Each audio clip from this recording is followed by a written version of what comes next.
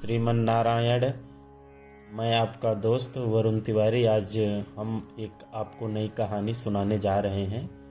एक कंजूस सेठ की कहानी है।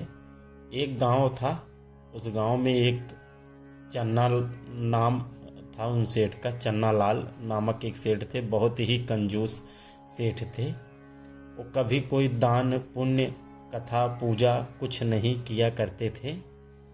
वो सेठ हमेशा खाली दूसरों का धन अपने पास रखते थे, लेकिन एक पैसा भी कभी दान नहीं करते थे। सेठ जी की पत्नी सेठाई ने एक बार बोले कि तुम इतने पाप कर लिए हो, कम से कम एक बार जाओ गंगा तो नहा लो।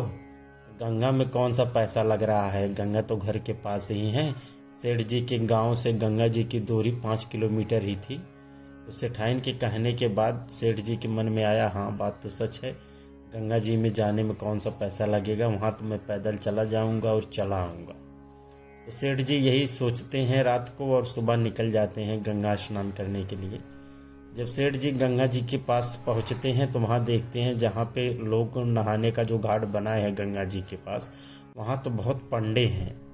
तो सेठ जी के मन में एक घबराहट होती है कि अगर मैं यहाँ नहाने आऊँगा या मैं यहाँ स्नान कर लेता हूँ तो पंडे जरूर कुछ न कुछ पैसा मुझसे जरूर मांगेंगे। तो सेठ जी इधर उधर घूमते हैं तो उन्हें दिखता है कि जो शमशान घाट है वहाँ पर कोई आदमी नहीं है। तो सेठ जी के मन में आता है, गंगा जी में ही नहाना है, मैं कहीं पे भी नहा लूँ तो क्या फर्क पहुँचता है। तो सेठ जी यही सोचकर शमशान घाट पर पहुँच जाते हैं। तो भगवान ये सब देख रहे थे। भगवान को बहुत ही हंसी छुटी कि कितना कंजूस आदमी है, चलो इसके साथ कुछ लीला ही करते हैं।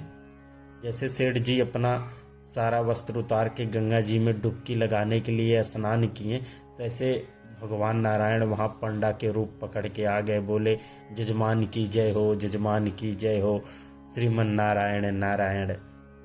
पंडा को देखते ही सेठ जी घबरा गए। सेठ जी बोले, अरे यार तुम लोग यहाँ भी नहीं छोड़े मुझे। बोले, नहीं महाराज, हम तो यहीं पे रहते हैं, तुम्हारे जैसा कोई दानी सेठ आ जाता है वो मेरे एक ही दिन में आता है, साल भर का पूरा खर्चा पानी दे के चला जाता है। तो सेठ जी ये बात सुनकर सेठ जी बहुत चिंतित हो गए। सेठ जी बोले, अरे यार मैं अब क्या करूं, मैं तो यहाँ आके स्नान किया, तुम लोग यहाँ भी नहीं छोड़ रहे हो। लेकिन भगवान पंडे के रूप में थे। भगवान बोले, नहीं सेठ जी, आज तो आपको कुछ न कुछ तो दान करके ही जाना पड़ेगा, ऐसे मैं आपको नहीं जाने दूंगा।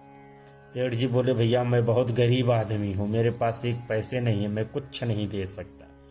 भगवान बोले, नहीं, कुछ न कुछ तो आप दान करके ही जाओ, कम से कम कुछ नहीं तो एक ढेला दान कर दो। उस जमाने में एक ढेला चलता था। तो सेठ जी सोचने लगे कि मैं क्या करूं क्या करूं। सेठ जी बहुत सोचने विचारने के बाद बोले कि हाँ चलो, मैं एक ढेला दान कर दिया, तुम आके मेरे घर ले जाना। तो भगवान भी बहुत कौतुकी थी। सेठ जी जैसे अपने घर पहुँचे, गंगा स्नान करके भोजन करके घर में सो ही रहे थे, इतने पे भगवान उनके घर पहुँच गए पंडा के रूप में। भगवान ने दरवाजे को खटखटाया, सेठानी बाहर आई। सेठानी के आने के बाद भगवान जो पंडे के रूप में थे उन्होंने बोला कि सेठ जी कहाँ पे हैं।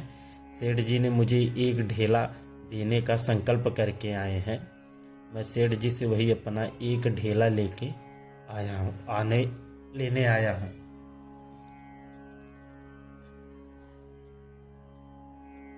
इसकी आगे की कहानी कल हम सुनेंगे। जय श्रीमन नारायण।